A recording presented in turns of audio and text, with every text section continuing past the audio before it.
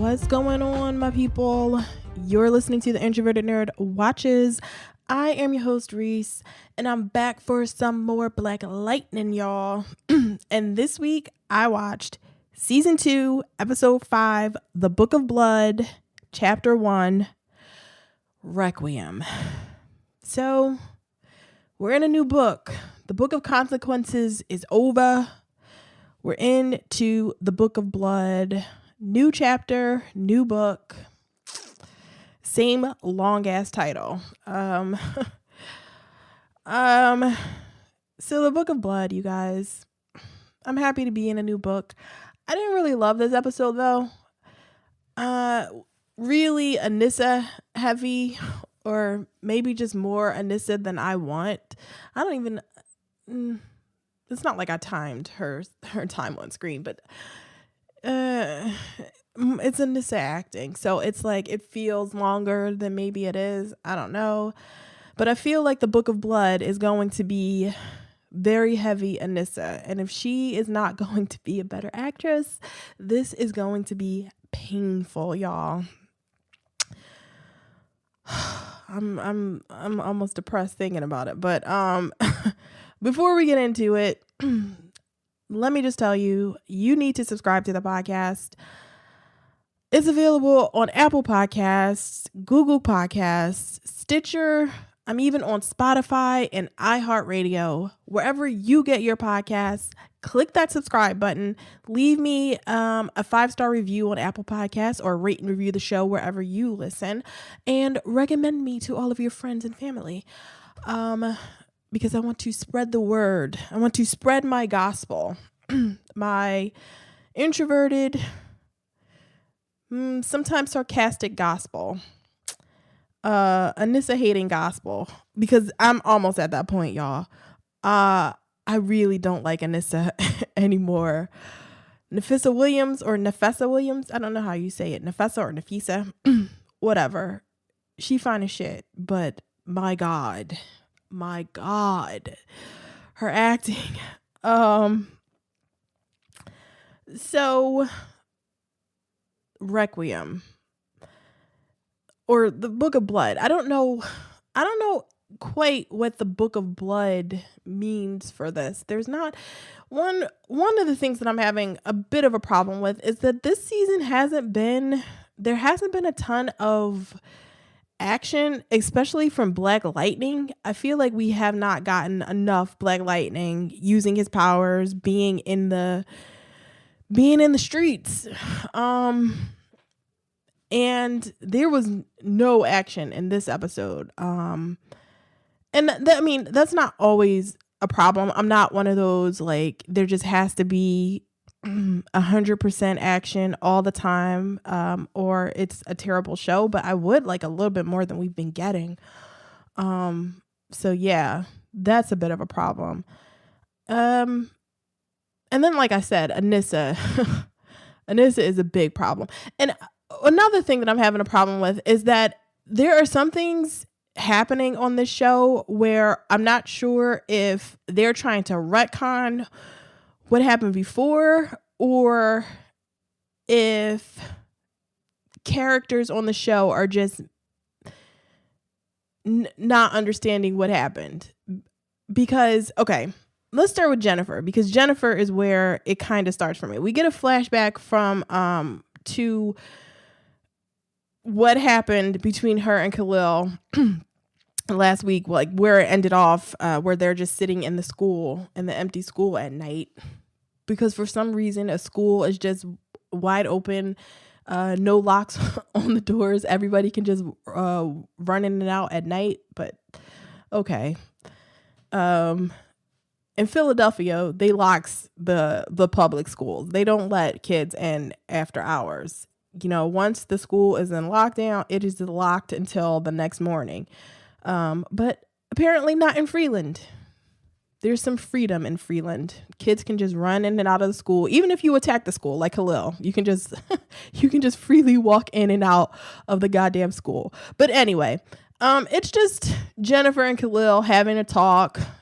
He wants to know why she suddenly answered his text. He's like surprised that she responded to him after he says she ghosted him.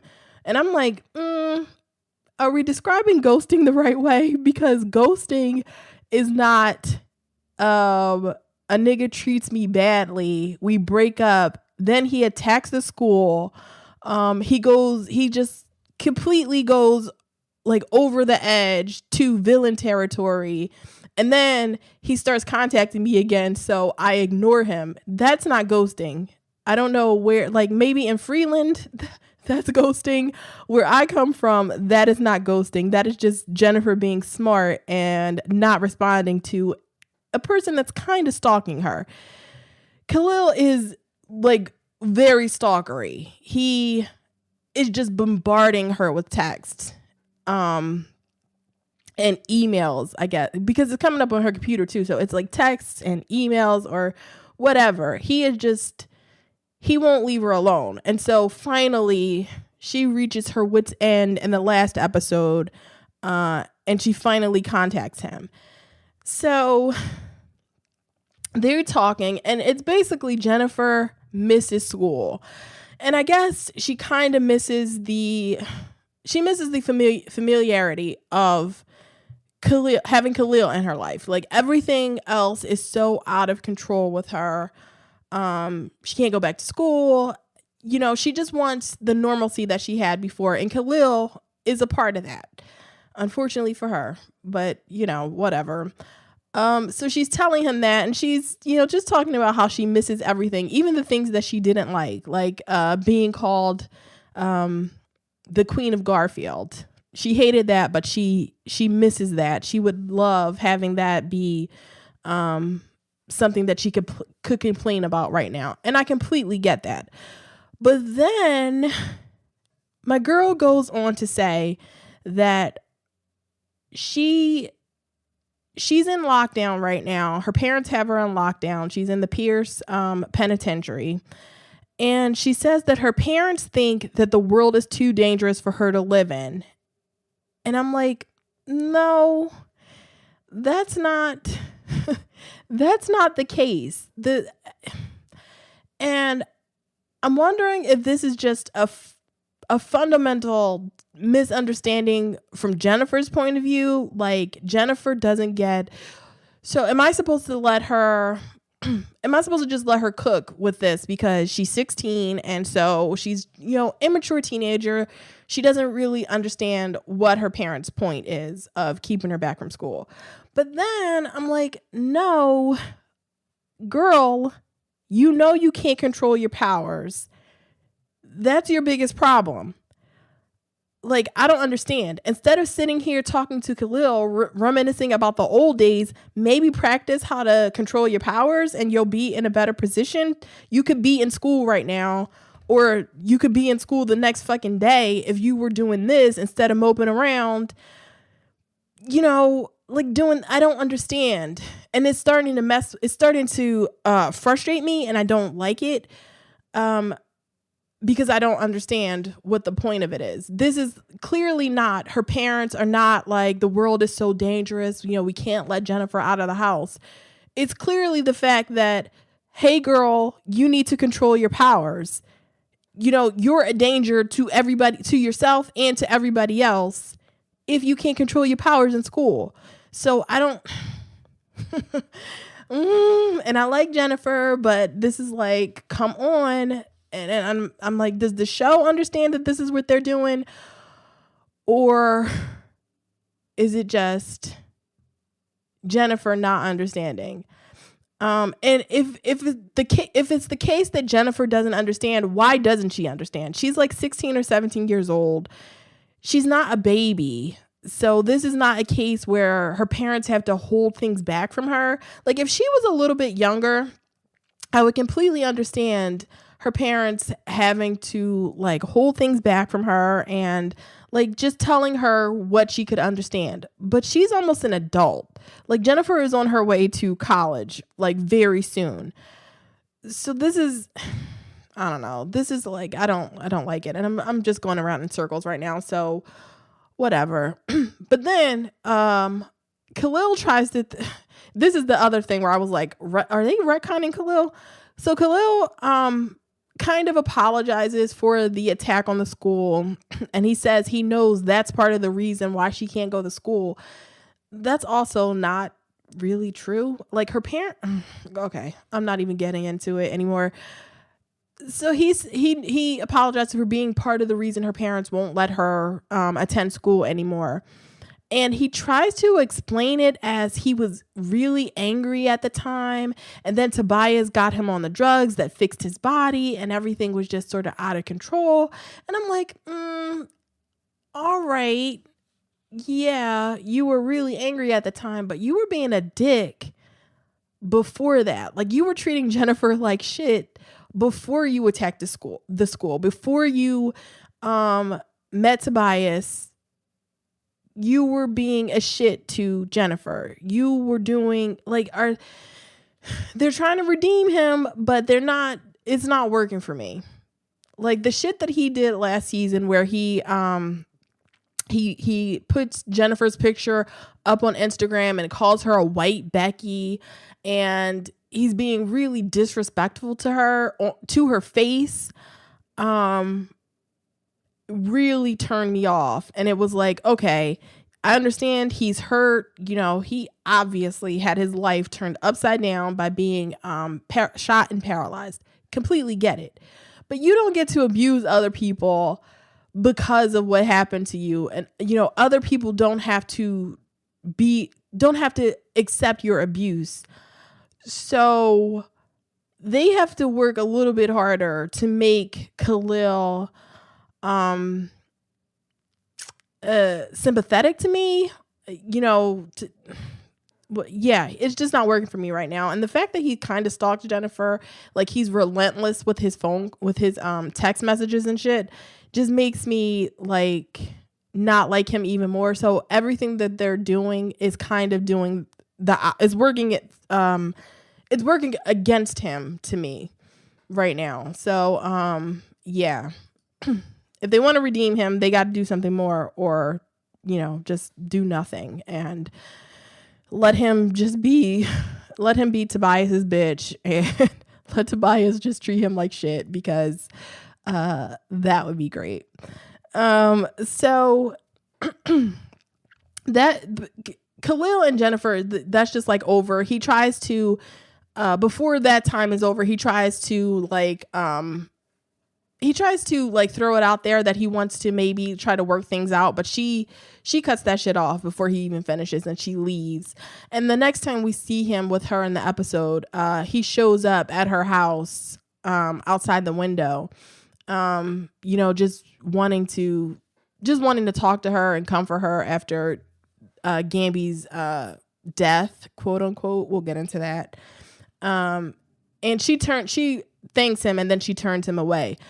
But one thing that's like really crazy to me is that nobody can hear that Lynn or Jefferson can't hear these people walking across the roof.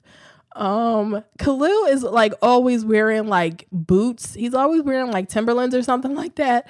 So it's like if he's walking across the roof, unless he's just like he has like cat-like light feet walking across the roof, you can definitely hear that in the house. So yeah, I mean, it's not bothering me or anything, but it was something that I thought of as soon as I'm like, he's wearing these big ass boots, and how is he walking across the roof? Like, even if he wasn't wearing those boots, I was like, can you really just walk on the roof like that? But apparently they can. Lynn can hear nothing. All the other Pierces are just too busy to care about whatever is going on outside of whatever they're doing in the moment. So, let's get into Gambi. So Gambi is supposed to be dead, y'all. Now I haven't read anything online because I don't want to be spoiled, but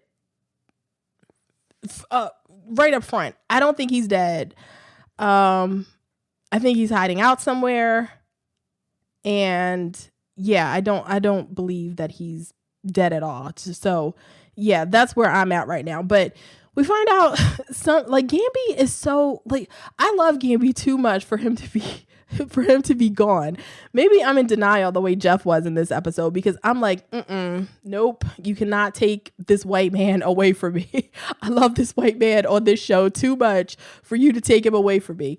So we find Gambi, like, he starts this episode speaking Japanese. He goes to see, he goes to buy something from a Japanese street vendor, and my dude pulls out the Japanese and he's speaking to the guy. And I'm like, oh shit.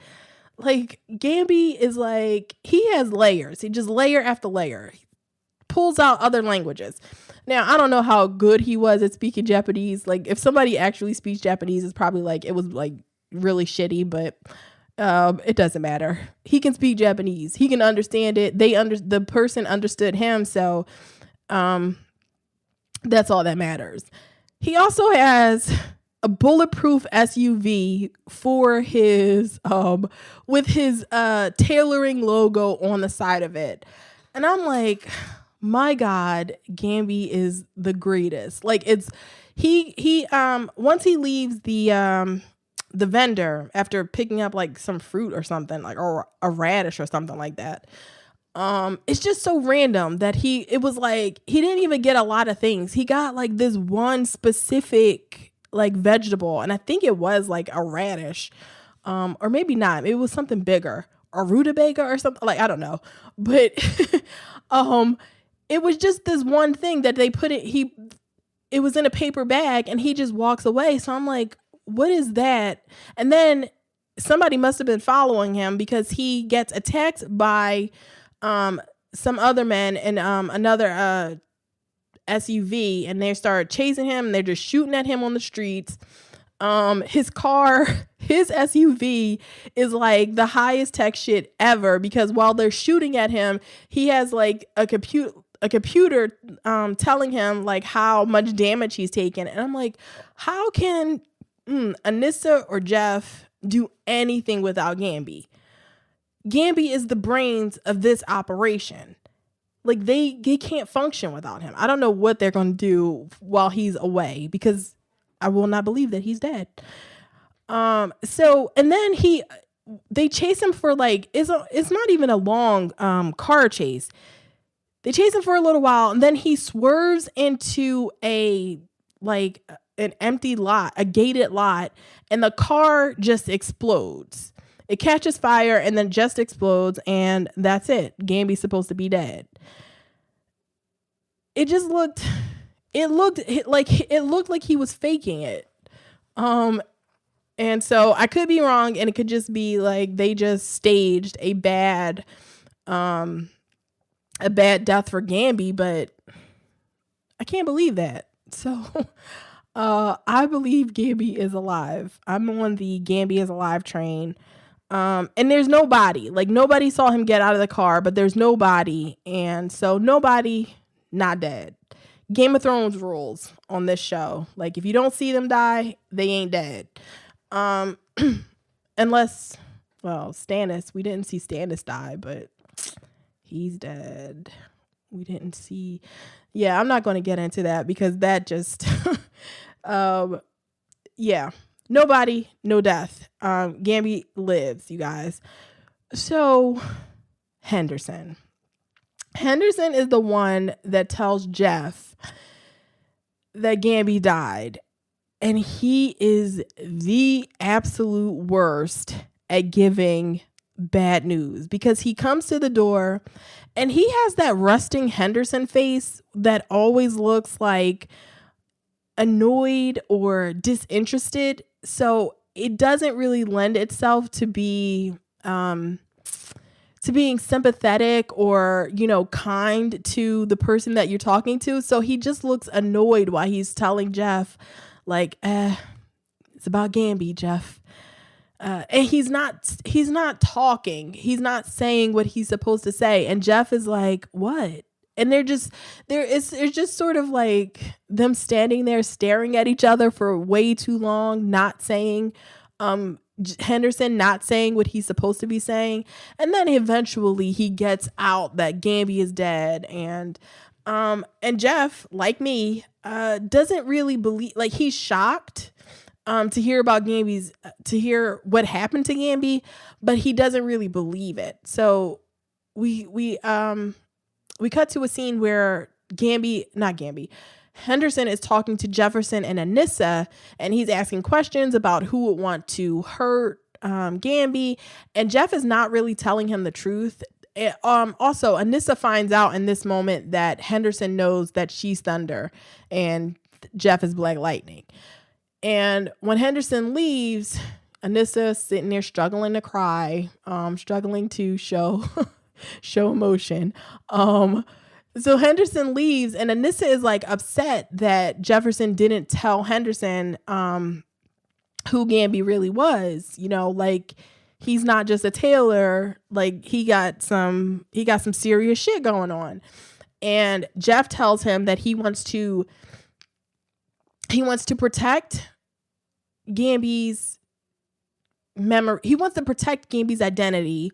He doesn't really tell Anissa that he doesn't believe Gambi is dead, but it's basically like, yo, Gambi has backup plans for his backup plans.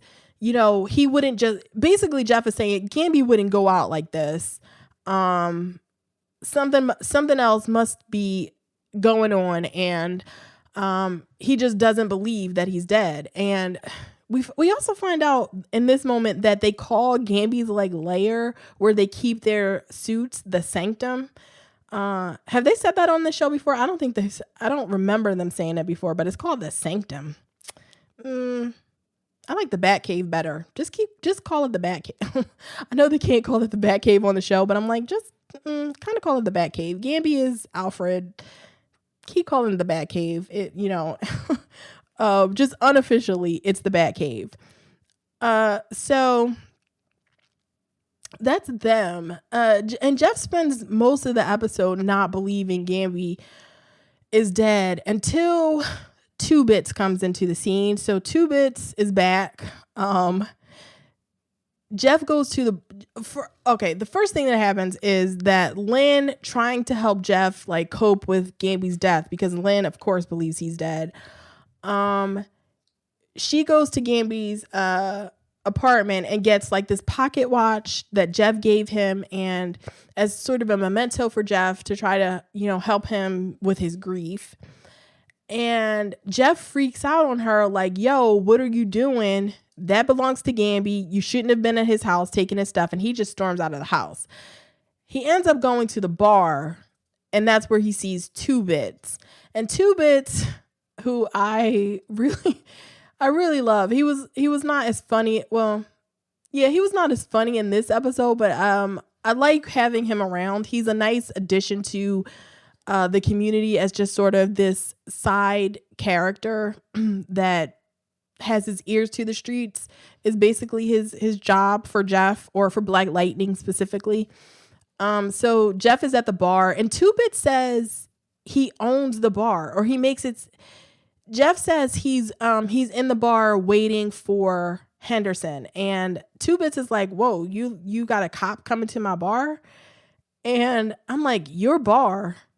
Like, nigga, how you get a bar? How is this your bar? The last time we saw Two Bits, that nigga he was selling CDs or DVDs and baby clothes on the corner of Freeland. Like, how did he pay for a bar? Jeff shut down his drug business, so he wasn't even out there selling weed anymore. So I guess this is Two Bits' bar, at least according to him. Maybe he is out there selling those drugs again. So yeah, Jeff is like really fucked up. He ends up beating up a bar patron because in a badly acted like sexual harassment PSA or street harassment PSA, a guy in a bar slaps the butt of a waitress, and they get into it, and Jeff ends up beating him up. And so he's just really depressed and drunk, and he ends up going back to the bar as Black Lightning. And he shows up, and he turns off all the lights and everything. He sucks out all the electricity, so everything is off. And Two Bits is like, yo, what are you doing? I could have shot you. And Jeff doesn't say anything for a second. He was like, but I'm still on probation, and I don't have a gun, so I couldn't have shot you. And I'm like, Two Bits is so funny. He is just so low key funny. I love him. So anyway, Jeff or Black Lightning is there to ask him about Gambi's accident. And Two Bits is like, yo, I don't know who they think, or at least what he hears is that it's the government that might be after Two Bits. And Jeff is like, well, why would the government be after a tailor? And Two Bits is like, yeah, I know. He's the only white dude in Freeland aside from the police. I have no idea why the government would want to get them. And I think it's Two Bits that finally convinces Jeff that Gambi is dead, because he asks Two Bits if anybody saw someone get out of the car. And Two Bits is like, nah, everybody saw that explosion and nobody saw anybody get out. So it's just confirmation for Jeff that, if anybody would know, Two Bits would know, because Henderson told him earlier that that nobody got out of the car, that the explosion, that he didn't expect to retrieve a body. That's how badly burned everything was. And so I think that's what gave Jeff hope that Gambi was alive. But Two Bits stole that hope when he said nobody saw anybody get out. All the people that saw the explosion, nobody saw anybody get out. So poor Jeff. He ends the episode with Anissa, sort of at Gambi's tailoring shop, and he breaks down in tears. And he's so good. He's so heartbroken that Gambi is dead. And then Anissa is there with her dead eyes, and trying to show emotion, trying to comfort her father. And it's just so bad. He is doing he's really carrying that scene. He breaks down in tears by himself in Gambi's tailoring shop. And then Anissa comes out and she tries to comfort him. And it's just so, it's like, why do they have her do it? Even Jennifer, who barely had any scenes with Gambi, was able to show an impressive amount of grief for Uncle Gambi, even though most of Gambi's scenes were with Jeff and Anissa, and even Lynn. We didn't really see Jennifer spend any time with Gambi until the end of last season, when they all go out to that in the woods, to the cabin in the woods where they get attacked and everything by the ASA. So, but even she was able to pull out the grief for Gambi. And Anissa was there to try to comfort her too, and struggled. Anyway, let me stop shitting on this girl. She's bad. You all know how I feel about it. So Lynn, our next Pierce. Let's go to Lynn. So Lynn, I don't care about these pod people. And the more time they spend on it, the less I care about it. I don't care if all these kids die. These are all nameless, faceless people who are in these, pods, who just, I don't know why they matter. On the one hand, I kind of get that Lynn wants to save these people because she sees her daughter in them, I guess. But on the other hand, I'm like, oh my God, why are we spending so much time here? It is just so, I don't care about it. So, Lynn is, she kind of comes up with a formula to save all of these kids. Dr. Jace is there with her, her crazy eyes and being a scientist, but I know she's crazy, but she's the only one kind of doing science that's not emotionally attached, which I appreciate in a scientist. So she is Dr. Jace convinces Lynn that she found a way to save all the kids, because that's what's stopping Lynn from doing anything. apparently Dr. Jace has been doing these simulations of some cure that they already have. And in the simulations, half of the kids die, but half of them live, which is Dr. Jace's point. Like, okay, half of these kids die in the simulation, but half of them do live, which is a good thing. Like, you hear 50-50, but it's like, I feel like Lynn's expectations are so unrealistic. I don't know what kind of scientific trial you go through where you have 100% where there's just 100% accuracy for what she wants to do, which is save these kids. All of them are not going to live. Whatever. It frustrates me because it feels like Lynn's expectations are just so crazy. And it just feels, and I'm no scientist. So maybe I'm completely wrong out here. It just doesn't, even for me, for somebody who's like not even a science nerd, but just, I know basic science. It's just like, I'm side-eyeing all of this stuff. And I'm like, yeah, you shouldn't spend so much time on this if you're not going to, if this is what you're going to do, you shouldn't spend so much time on it. So anyway, Dr. Jace basically lies to Lynn. Not even basically. She straight up lies to Lynn and tells her that she found a way to save all of the pods to fix Lynn's to fix what Lynn was doing and save all of the pod people. And it turns they end up doing what Dr. J says, and the pod people start dying. Half of them die, and Lynn freaks out, and Dr. Jace admits that she lied. She told Lynn what she needed to hear in order to get what she wanted to happen. And Lynn is just like really overly, it didn't work for me. Lynn is like, she's so dramatic, and she's running around to the pods, and she's like screaming like, no, we have to save them. Like, what did you do? And it's like, please, girl, take it down a notch. Take it down 2 notches. Like, I can't even deal with this right now. And Lynn grips up Dr. Jace, and she's like, what did you do? And she's shaking her, and then she slaps her in the face, and Dr. Jace gets this look on her face like, what? Like, bitch.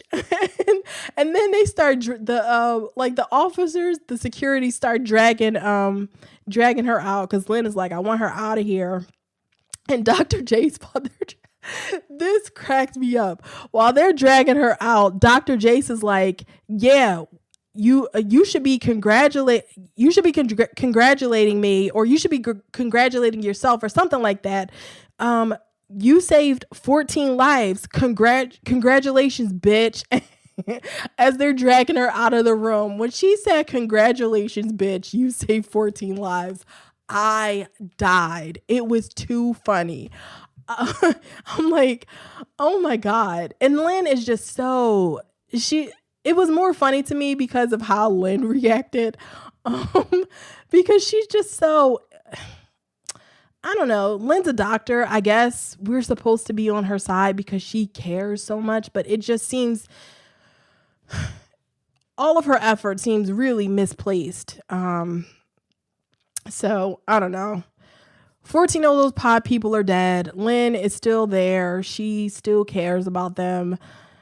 I want the rest of them to die.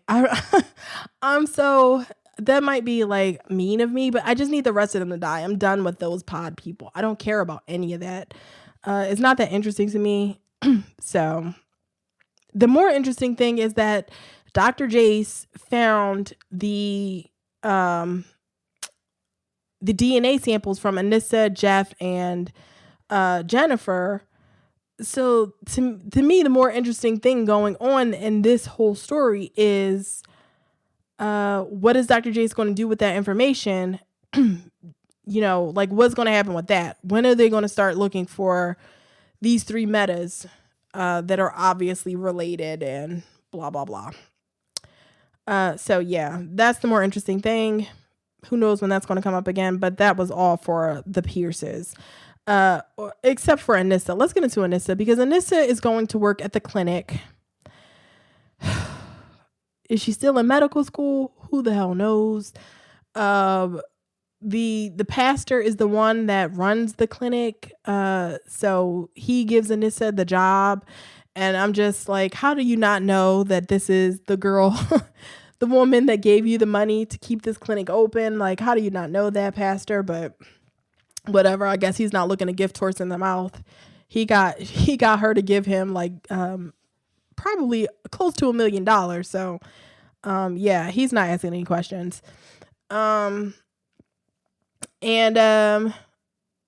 So Anissa, I don't know what Anissa's job is exactly. She's not a doctor.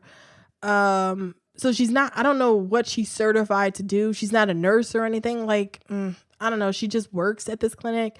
The only thing we really see her do is take a pregnant woman's blood pressure. So, and then we proceed to watch her have one of the worst acted scenes I have seen on this show. Oh my God. Her first patient is a pregnant woman and a pregnant girl named Anissa and her boyfriend Deacon. And Anissa is like 9 months pregnant. She's about to pop any day. They're all three really bad actors. Anissa is, I don't even care about her. She's scared that she won't be a good mom. And then Anissa just badly acts, trying to reassure her that she'll be a great mom. The white dude Deacon is like really paranoid. He's looking out the blinds in the clinic and everything. So they're going to come up later because whatever. Because Deacon shows up later in the episode. He shows up like with these like bleeding lesions on his face. He dies in Anissa's arms, and he before he dies, he tells Anissa to go to Anissa and to save his baby and take care of his baby and everything, blah blah blah. So he dies in Anissa's arms. Henderson shows up. He's questioning Anissa about what's going on, and there are other like police around, police investigating the scene. You know, there's a dead body on the floor, but the police are investigating the scene. So what happens is Deacon's dead body starts to like release this silver goo out of the lesions that were on his face.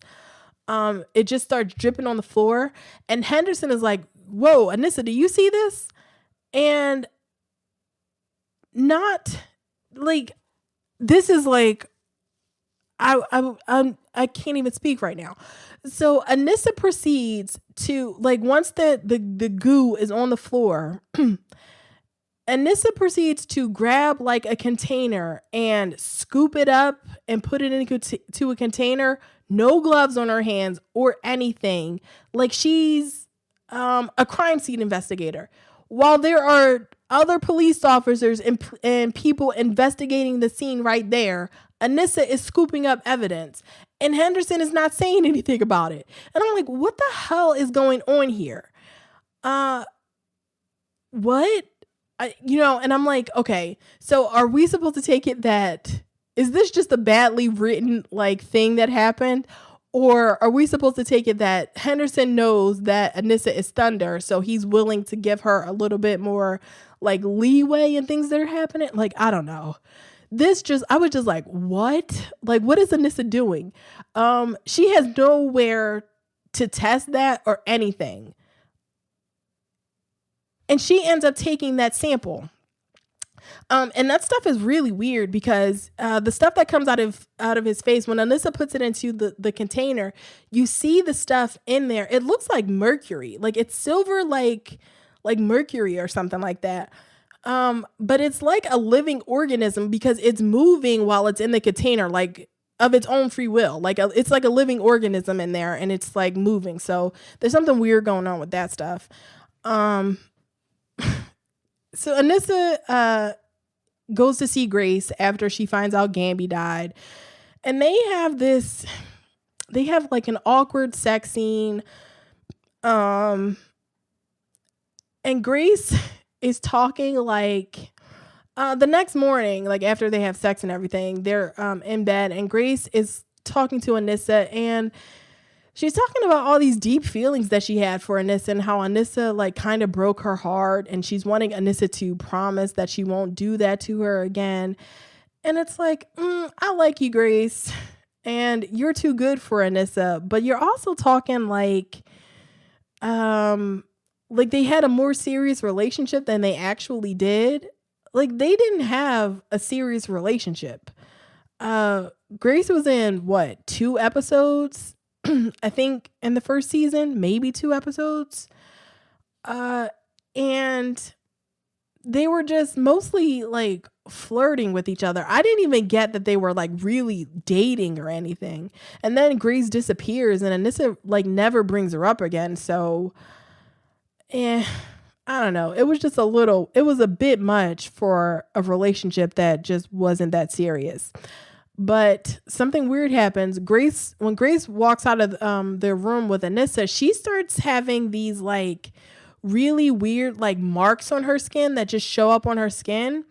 And in order to get it to go away, she takes like pills or something, and the marks go away. But it looked really like creepy. Like all of these, it was almost like a cheetah.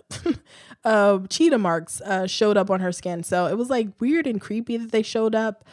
And Anissa doesn't see it, so that should be interesting when it comes up. I wonder if it's like, is she a meta or is something else going on? Because that was just creepy.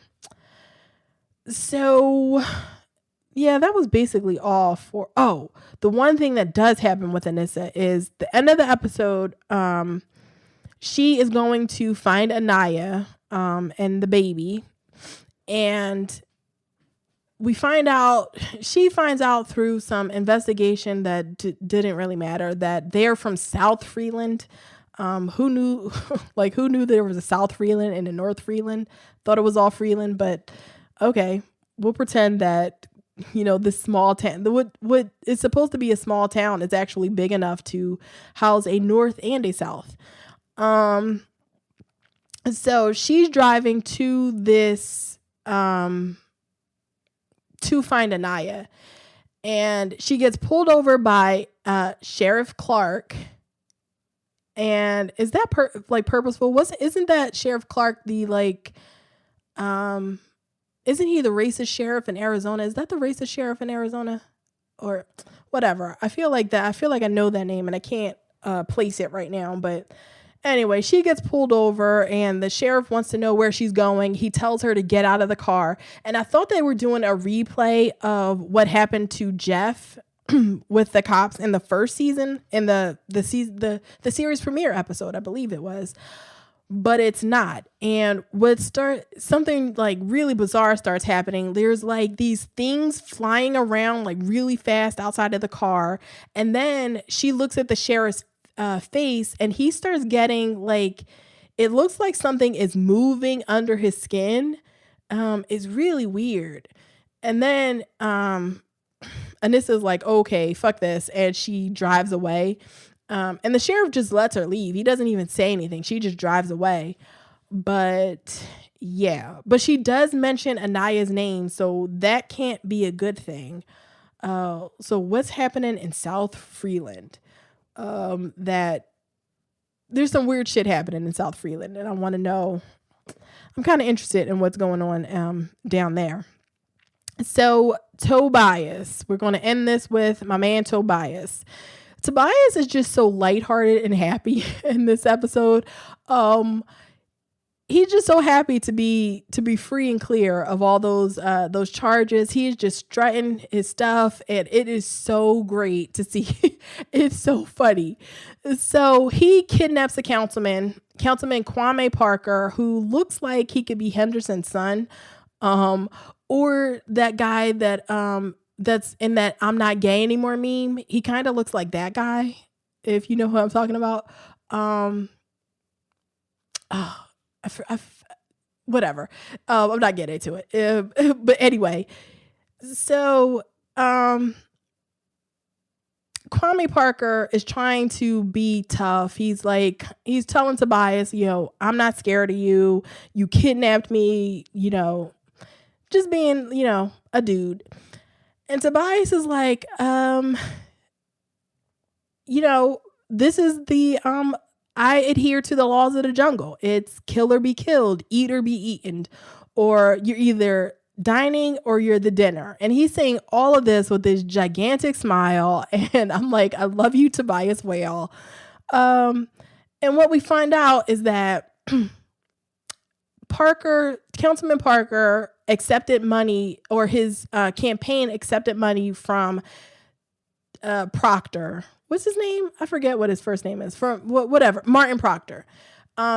His campaign accepted money from Martin Proctor. And what happened is that file about Councilman Parker was in the briefcase that Tobias got. And that's what Tobias said. His file was a part of, whatever was in that briefcase. And I'm like, really? Now,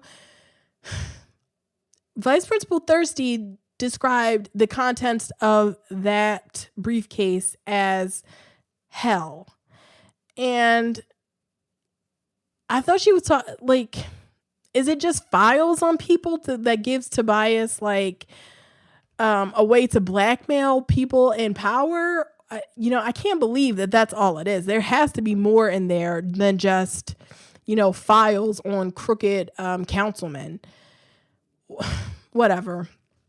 I don't know what Tobias has planned, but he goes on to tell Parker that, you work for me now. And what we see next is Councilman Parker doing a press conference where he's talking about the clinic, and he's saying that there's been an anonymous donor who is going to find, the clinic is in a really dangerous part of town.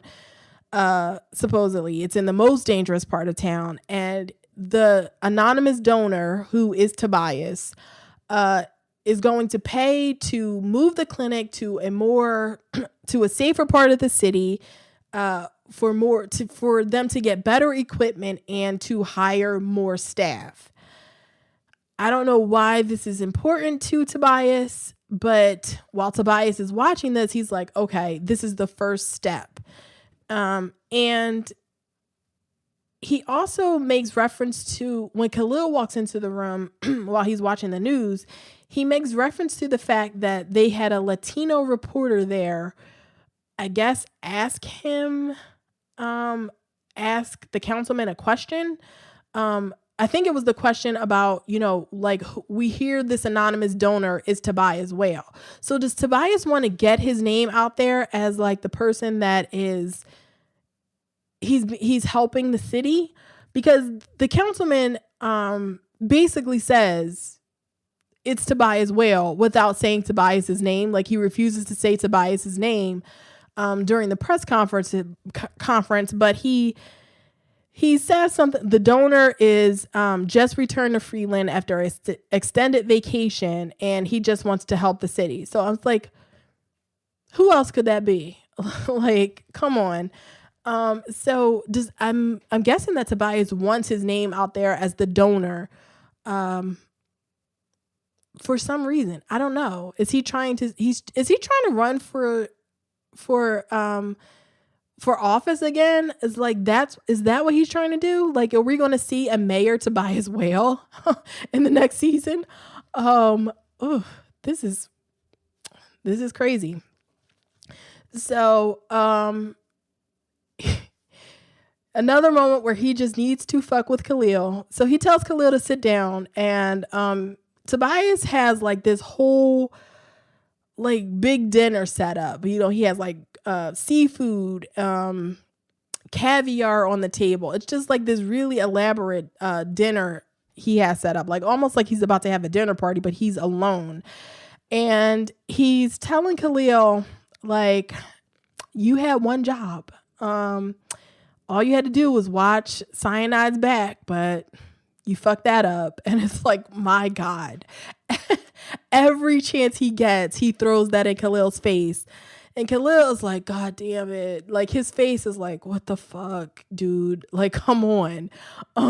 And Tobias says that this was supposed to be his and Cyanide's 20th familial anniversary. The anniversary of him picking her up out of the orphanage. So, and they had this whole dinner planned, and now he's having the dinner alone because Cyanide is dead, and his sister and Joey Toledo, they're all dead. So Khalil is the only family he has left. And Khalil is like, God, like, what did I sign up for? What did I get myself into? At this point, I'm kind of hoping that Cyanide is alive, because I can't listen to this nigga talk about her every week to throw this in Khalil's face. I'm like, please just let this woman be alive. Let Tobias figure something out.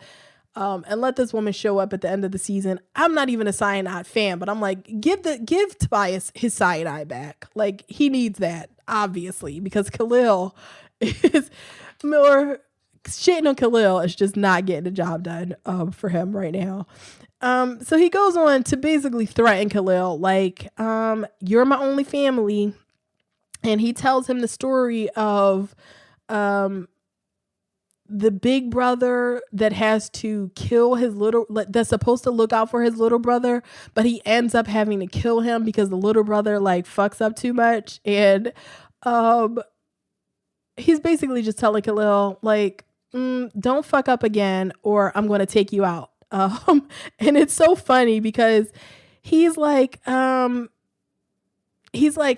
going to have to kill you. Like, you know, the big brother has to kill the little brother, but not that he wants to. Like, he throws his hands up. He's like, not that he really wants to do that, but he does what he has to do. And I'm like, my God, Tobias, leave this little boy alone. Or, I need to know what Tobias's plan is. Like, I can't listen to him shit on Khalil for another week.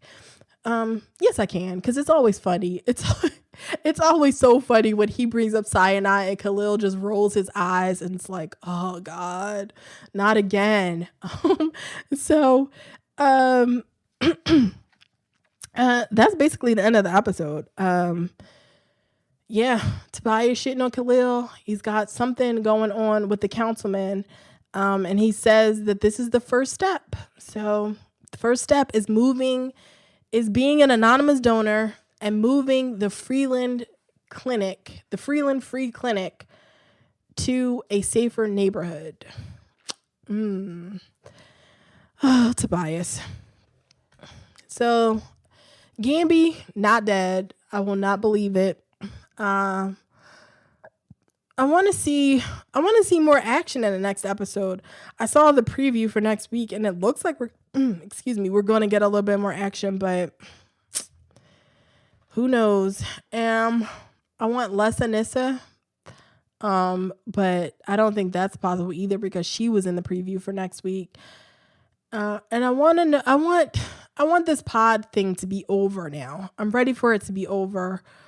Or for them to move on for them to make it interesting again. Make me care about that pod stuff, because right now it's just a time waster. It's just something that they use to fill out the episode. Like, you need 42 minutes and you use the pod people.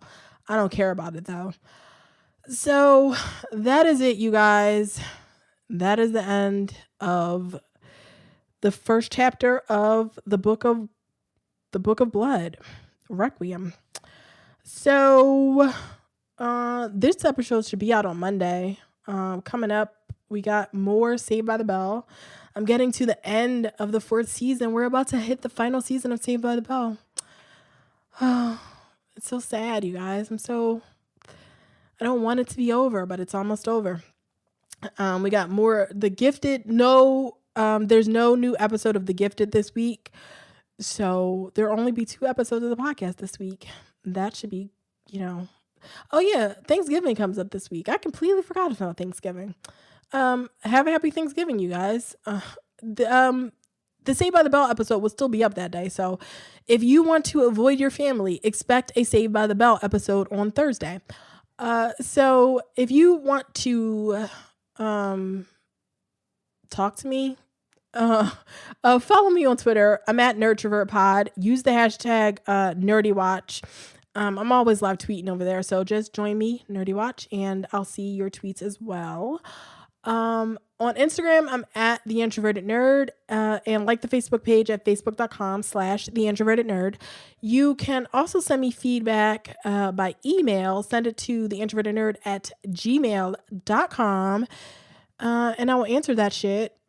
And you can also subscribe to The Introverted Nerd on YouTube and leave comments over there. All the episodes go over there automatically, so you'll get so you can leave comments on all the individual episodes.